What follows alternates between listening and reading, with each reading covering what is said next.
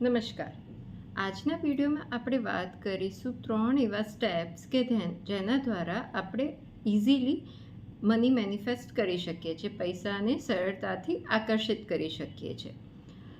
ઘણા લોકોને એવું લાગતું હોય છે કે પૈસા કમાવા માટે ખૂબ જ મહેનત કરવી જરૂરી છે અને જો નસીબમાં હોય તો જ મળે છે, અધરવાઇઝ જે મળ્યું છે એ એટલામાં જ ખુશ થવું હિતાવહ છે, કારણ કે આપણા નસીબમાં તો પૈસા છે જ નહીં.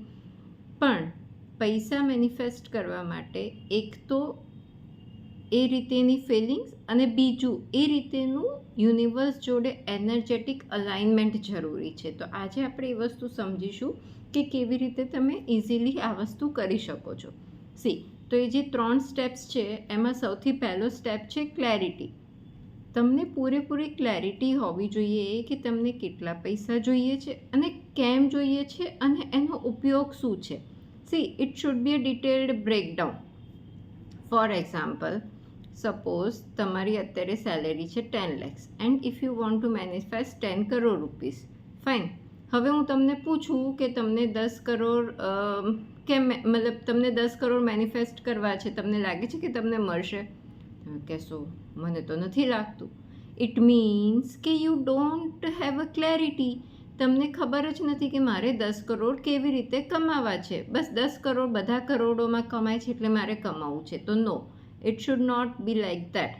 અગર તમને 10 કરોડ મેનિફેસ્ટ કરવા છે અને અત્યારે તમે 10 લાખ કમાઈ રહ્યા છો, તો એ 10 કરોડનો ઉપયોગ તમે શેમાં કરવાનો છો? You should have a detailed breakup in your mind or you should write. તમે એને લખો કે ભાઈ 2 કરોડનું ઘર રહીશ, 2 કરોડ મારા બિઝનેસમાં લગાવીશ, બીજા 2 કરોડમાંથી હું આ રીતેનું સત્કાર્ય કરીશ, બીજા 2 કરોડમાંથી હું મારા ફેમિલી રિલેટેડ ઘર, ગાડી, બંગલો કેવી રીતે લઈશ, બીજું હું છોકરાઓને એજ્યુકેશનમાં મૂકીશ, સેવિંગ કરીશ. મતલબ you should have a detailed breakdown કે જેમાં તમે પર્સનલ યુઝ શું કરશો, તમારા પ્રોફેશન માટે શું યુઝ કરશો અને તમે બાકીના લોકો માટે બી શું કરશો. જ્યારે આપણી ભાવના પોતાના અને બીજાના માટે સારી હોય ત્યારે એ વસ્તુ મેળવવી વધારે ઇઝી થતી હોય છે. બિકોઝ યુનિવર્સ, કુદરતનો નિયમ છે આપવું આપવું આપવું. જેટલું તમે નિસ્વાર્થ ભાવથી વસ્તુઓ કરશો, મતલબ તમારા માઇન્ડમાં હશે કે હું if I will earn x amount તો હું આટલા લોકોને એમ્પ્લોયમેન્ટ આપીશ કે હું આટલા લોકોને આ રીતે હેલ્પફુલ થઈશ. અગર તમારામાં એ બધી ભાવના છે તો તમને વધારે અમાઉન્ટ અચીવ કરવા માટેના ઇન્ટ્યુશન્સ ને એ રીતેના પ્લાન સૂચશે. પણ એ માટે તમારે ક્લેરિટી હોવી જોઈએ. You should have a clarity કે તમારે કેટલી અમાઉન્ટ જોઈએ છે ને કેમ જોઈએ છે. તો એ ક્લેરિટી સાથે અમાઉન્ટને લખો. એક ક્લિયર મેસેજ જવો જોઈએ કે મને આટલી વસ્તુ આ મેનિફેસ્ટ કરવું છે અને આ કારણ છે અને હું એનો ઉપયોગ આ રીતે કરીશ. તો ફર્સ્ટ થઈ ગઈ clarity, right. Now second is belief. સાથે સાથે તમારે એ માનવું પણ જરૂરી છે કે ભાઈ આ વસ્તુ મેળવવી મારા માટે શક્ય છે અને હું આના માટે ડિઝર્વિંગ છું. ડિઝર્વિંગ છું એ વસ્તુ ક્યારે આવશે? જ્યારે તમે એ રીતેની મહેનત કરશો, એ માટેનું કામ કરશો, એ માટે જે જરૂરી સ્કિલ છે એ અપગ્રેડ કરશો, તો તમને ઓટોમેટિક એ ડિઝર્વિંગ આવવા માંડશે, ડિઝર્વિંગ બિલીફ. અને એ ડિઝર્વિંગ બિલીફ બહુ જ જરૂરી છે યુનિવર્સમાં મેસેજ મોકલવા માટે કે ભાઈ આ અમાઉન્ટ હું ડિઝર્વ કરું છું અને એ મને મળવી જ જોઈએ. અગર મને નહીં તો કોને?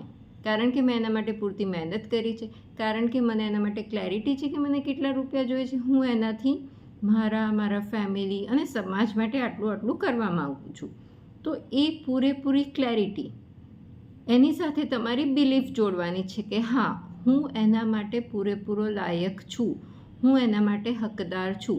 અને એ વસ્તુ આવશે તમારે અફર્મેશન્સથી કે ભાઈ જે મની રિલેટેડ અફર્મેશન્સ હોય છે કે યુનિવર્સ મને પૂરેપૂરું સપોર્ટ કરી રહ્યો છે for earning this much amount, I deserve this much amount, હું ઓલરેડી ધનવાન છું.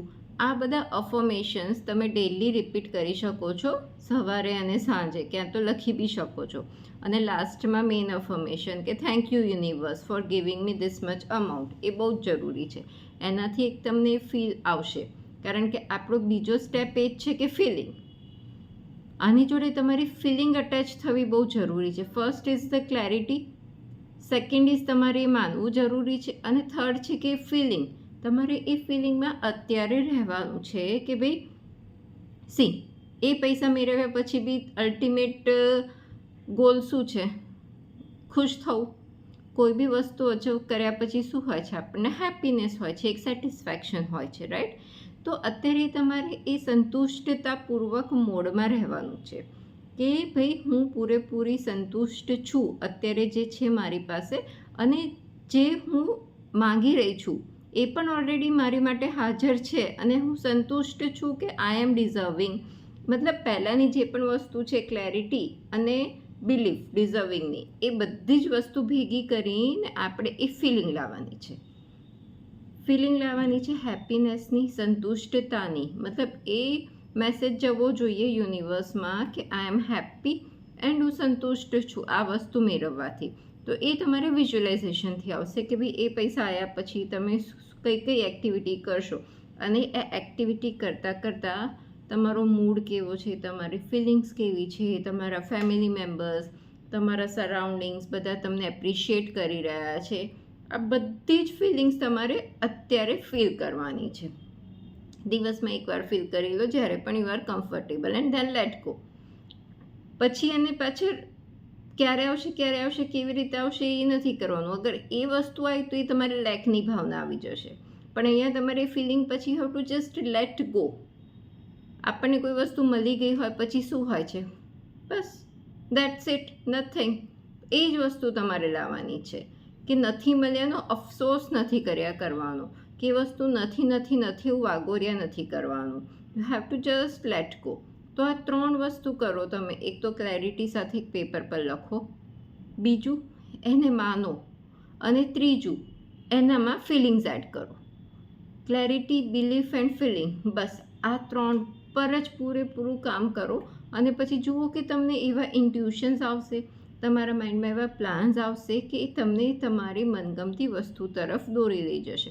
તમારા જીવનમાં એવા વ્યક્તિઓ આવશે કે જે તમને ઓટોમેટિકલી હેલ્પ કરવા લાગશે. એક નહીં તો બીજો, નહીં તો ત્રીજો રસ્તો નીકળી આવશે, અને તમને જે વસ્તુ જોઈએ છે એ મળશે. સી આપણે એમાં પાથવે ડિસાઇડ નથી કરવાનો હોતો, આપણે જસ્ટ એક વસ્તુ ડિસાઇડ કરવાની હોય છે કે મને આ વસ્તુ જોઈએ છે.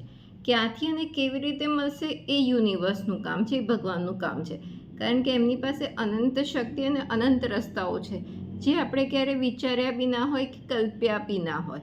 તો એ વસ્તુમાં આપણે ઊંડા નથી ઉતરવાનું કે હું આ કરીશ તો જ મળશે, આ વસ્તુ નથી થઈ તો નહીં મળે. નો, તમે એના માટે મહેનત કરી રહ્યા છો, કામ કરી રહ્યા છો. અગર સફળતા નથી મળી રહી તો પણ એવું ના વિચારો કે આ સક્સેસ ના થયો, મારો પ્લાન એ સક્સેસ ના થયો તો હવે આ મને ક્યારેય નહીં મળે. નો, જ્યારે કામ કર્યા પછી પણ સફળતા નથી મળી રહી, પૈસા નથી આવી રહ્યા, તો એ ટાઈમ ઉપર પેશન્સ રાખવાનું છે કે I have given my best, અને જે બી થશે આગળ સારું થશે, જે થઈ રહ્યું છે એ સારું થઈ રહ્યું છે.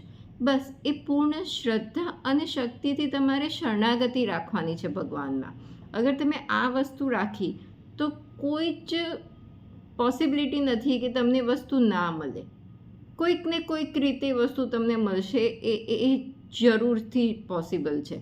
ફક્ત જરૂર છે શ્રદ્ધા અને શરણાગતિની, કે વસ્તુ તમે કરો, કામ કરો, પણ અગર એ વસ્તુ સક્સેસ નથી થઈ તો ડિસઅપોઇન્ટ નથી થવાનું કે બસ પતી ગયું હવે. નો, એમાં પણ પોઝિટિવ રહેવાનું છે કે જે થઈ રહ્યું છે સારું છે, અને આગળ જે થશે એ પણ મારા બેસ્ટ માટે છે. બસ અગર તમે આ પૂરેપૂરો ફેથ એકવાર યુનિવર્સમાં ગયો ને, પછી દેખો તમારા કામ કેવા સરળતાથી, મતલબ તમે કલ્પ્યું પણ નહીં હોય ને, તમારી કલ્પના બહારથી તમને મદદ આવશે. તમારી કલ્પના બહારથી લોકો આવીને તમારા કામ કરી જશે. તો main is give your full efforts, 100% તમારું ડેડિકેશન આપો, ક્લેરિટી સાથે કામ કરો, પોઝિટિવ રહો, અને એમાં તમારી ફિલિંગ આપો. બસ બાકી બધું ભગવાન પર છોડી દો. એ તમને મળશે એ નક્કી છે. ક્યારે, કેવી રીતે ને ક્યાંથી અને કયા સમયે એ ભગવાનને ખબર છે, યુનિવર્સને ખબર છે, તમે જેને માનતા હો એને ખબર છે. Your job is to work and surrender. બસ એને આ 3 સ્ટેપથી કરો, ક્લેરિટીથી, બિલીફ સાથે અને એક ફિલિંગ સાથે દેટ્સ ઇટ. અને પછી લેટ ગો કરી દો અને પછી જુઓ તમારા કામ કેવા સરળતાથી થાય છે. આશા રાખું છું આ વિડીયોથી આપને પ્રેરણા મળી હશે. વિડીયો પસંદ આવ્યો હોય તો વિડીયોને લાઇક કરજો અને ચેનલને સબસ્ક્રાઈબ કરજો. તમને કોઈ ક્વેરીઝ હોય તો મેં મારા ડિસ્ક્રિપ્શનમાં કોન્ટેક્ટ ડિટેલ્સ આપી છે. યુ કેન કોન્ટેક્ટ અને તમે કમેન્ટ્સમાં પણ મને પૂછી શકો છો અગર તમારે આના રિલેટેડ કોઈ પણ ક્વેરી હોય તો. મને સાંભળવા બદલ અને આપનો કિંમતી સમય આપવા બદલ આપનો ખૂબ ખૂબ આભાર. ફરી મળીશું નેક્સ્ટ વિડીયોમાં.